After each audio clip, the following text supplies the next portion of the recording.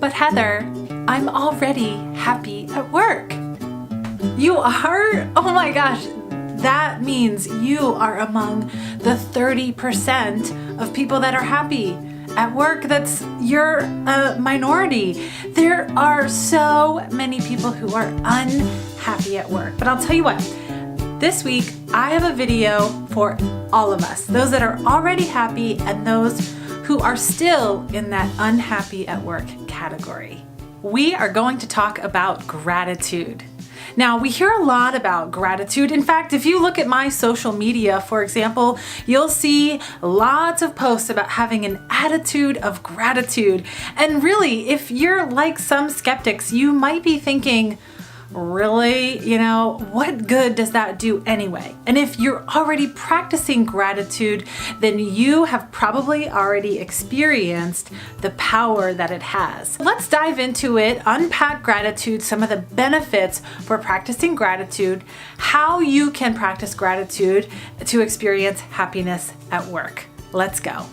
Before we dive in, I want to thank you for being here. Subscribe for weekly tips on how to be happier at work if you're not already subscribed. And please leave a comment on how this information is helping you.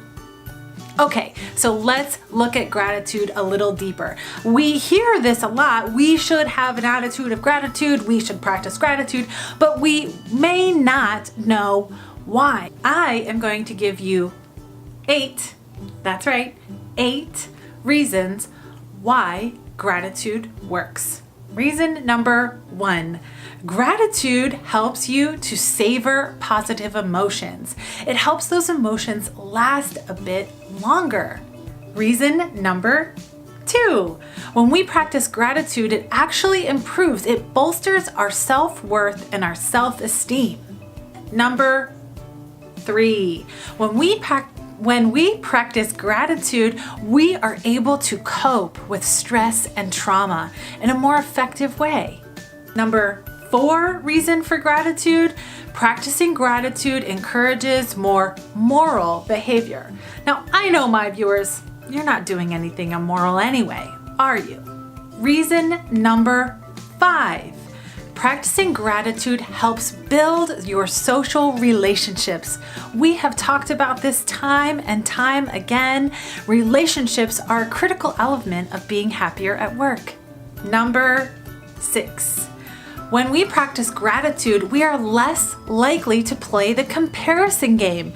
You know that game where we're looking to our neighbor or off to this other side and making all the comparisons about how we aren't like them, or maybe that we're better than them, which is also not healthy.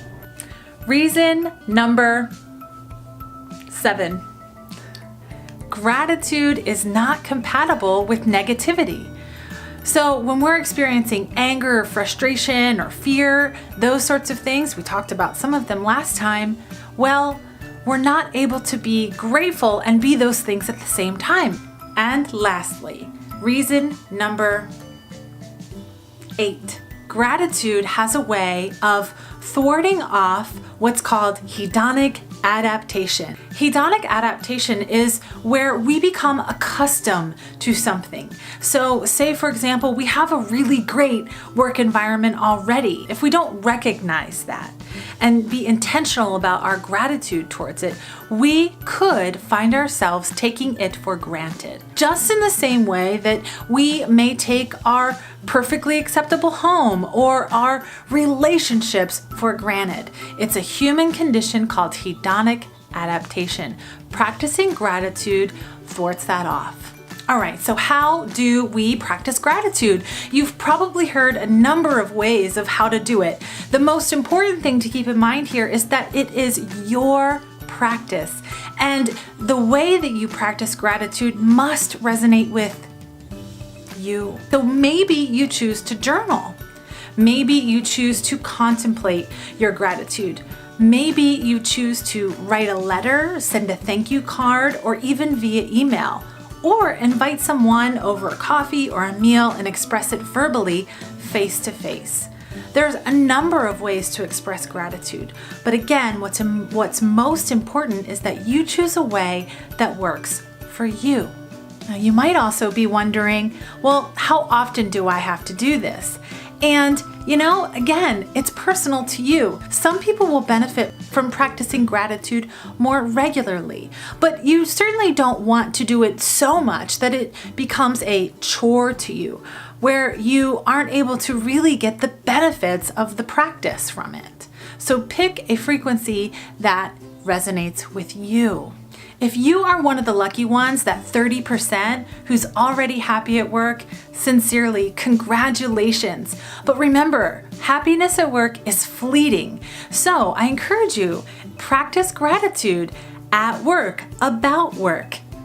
And if you're in that 70% of those who are unhappy at work, know that gratitude and practicing gratitude can help things be better. This is another technique for you to be happier at work. Start your practice or reinvigorate your practice. Find a way, find a technique, a frequency that works for you. That's what's most important here is you. Again, I'm Heather, and I'm so glad you're here. Thank you for tuning in. Be sure to subscribe, share with family members, friends, and coworkers for weekly tips on how to be happier at work. See you next time.